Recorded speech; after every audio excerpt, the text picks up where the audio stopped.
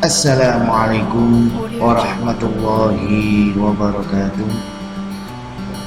Alhamdulillahirabbil alamin wa bihi nasta'inu ala umuri dunya waddin. Wassalatu wassalamu ala asyrafil anbiya'i wal mursalin wa ala alihi wa ashabihi ajma'in. Rabbi shrah li sadri wa yassir li amri wa hlul 'uqdatam min lisani yafqahu qawli. Amma ba'du. Baiklah anak-anakku, kelas 9, pada pagi hari ini kita akan melanjutkan materi pelajaran fikih, yaitu tentang ariyah. Pengertian ariyah ialah memberikan manfaat sesuatu yang halal kepada yang lain untuk diambil manfaatnya dengan tidak merusak zatnya, agar dapat dikembalikan lagi zat barang tersebut. Setiap yang mungkin dikembalikan manfaatnya dengan tidak merusak zat barang itu boleh dipinjam atau dipinjamkan. Pinjaman atau ariyah menurut bahasa adalah pinjaman. Sedangkan menurut istilah ariyah ada beberapa pendapat, yaitu yang pertama, menurut Hanafiyah, ariyah adalah memiliki manfaat secara cuma-cuma. Yang kedua, menurut Malikiyah, ariyah adalah memiliki manfaat dalam waktu tertentu dengan tanpa imbalan. Yang ketiga, menurut Syafi'iyah, ariyah adalah kebolehan mengambil manfaat dari seseorang yang membebaskannya apa yang mungkin dimanfaatkan, serta tetap zat barangnya supaya dapat dikembalikan kepada pemiliknya. Dasar Al-Quran tentang ariyah ada di surat Al-Ma'idah ayat 2 yang berbunyi, wa ta'awanu 'alal birri wat taqwa wa la ta'awanu 'alal ismi wal 'udwan wattaqullaha innallaha syadidul iqab. Bertolong-menolonglah kamu atas kebajikan dan takwa kepada Allah, dan janganlah kamu tolong-menolong dalam perbuatan dosa dan bermusuhan. Surat Al-Ma'idah ayat 2. Dasar hadis tentang ariyah, sabda Rasulullah SAW, pinjaman wajib dikembalikan dan orang yang meminjam sesuatu harus membayar. Riwayat Abu Dawud dan Tirmidzi, dan dikatakan hadis hasan. Hukum pinjam meminjam. Asal hukum meminjamkan adalah sunnah, seperti tolong menolong dengan orang lain. Kadang-kadang menjadi wajib, seperti meminjamkan kain kepada orang yang terpaksa dan meminjamkan pisau untuk menyembelih binatang yang hampir mati.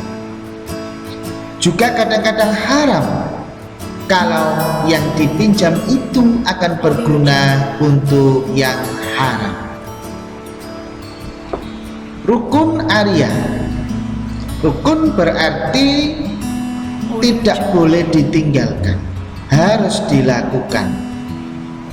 Rukun ariyah ada 3, yaitu 1. Mu'ir.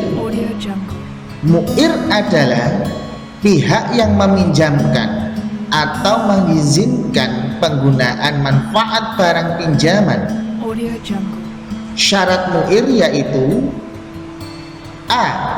Ahli at-tabarru, yaitu perizinan pemanfaatan barang. B. Berstatus sebagai pemilik manfaat barang meskipun tidak berstatus sebagai pemilik barang, sebab objek akad ariyah adalah manfaat bukan barang. C. Mukhtar.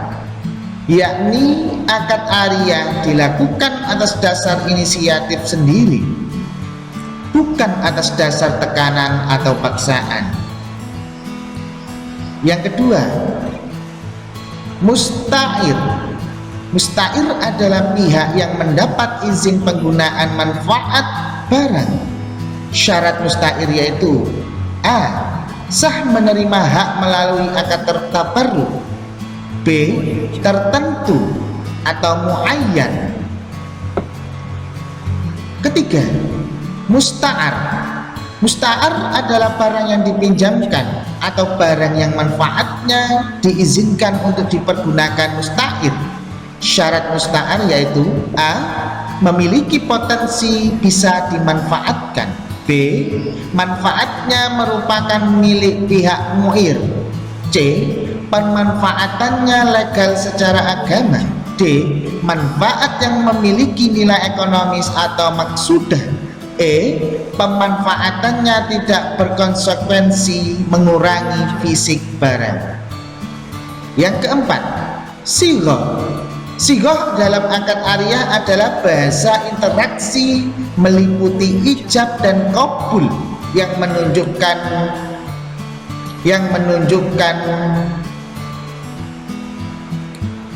perizinan penggunaan manfaat barang. Syarat-syarat ariyah. 1. Mu'ir berakal sehat. Dengan demikian orang gila dan anak kecil tidak berakal tidak dapat meminjamkan barang. 2. Pemegang barang oleh peminjam. Ariyah adalah transaksi dalam berbuat kebaikan. Yang dianggap sah memegang barang adalah peminjam, seperti halnya dalam hibah. 3. Barang atau musta'ar dapat dimanfaatkan tanpa merusak zatnya. Jika musta'ar tidak dapat dimanfaatkan, akad tidak sah.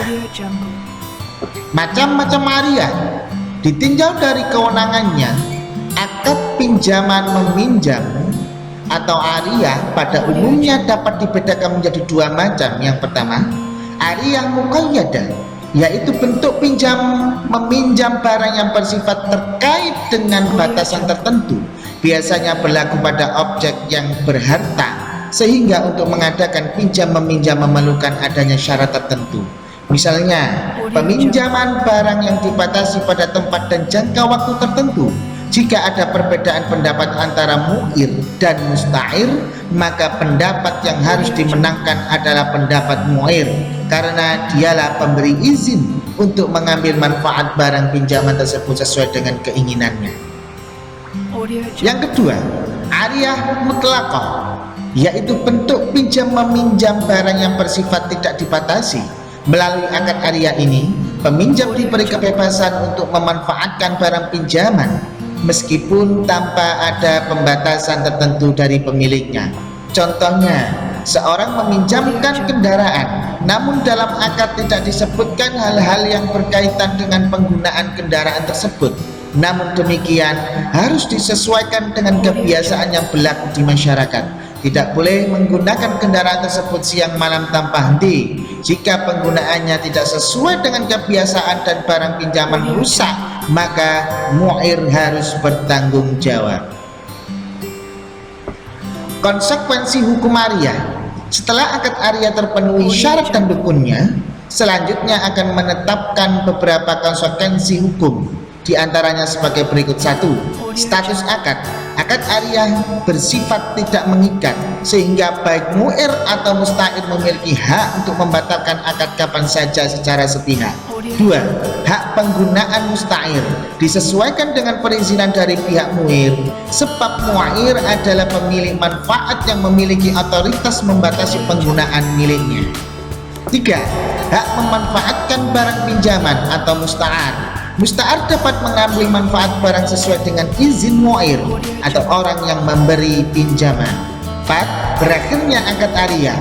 Ariyah berakhir disebabkan oleh sebagai berikut. A. Salah satu pihak menjadi tidak lagi cakap hukum melakukan akad ariyah. B. Diketahui bahwa salah satu pihak atau kedua belah pihak tidak tasarruf.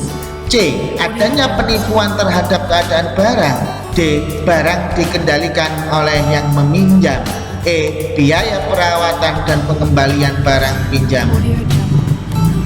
Sekian anak-anak pelajaran fikih pada pagi hari ini. Semoga bermanfaat bagi kalian, bagi kita semua. Pak Rozi akhiri. Wassalamualaikum warahmatullahi wabarakatuh.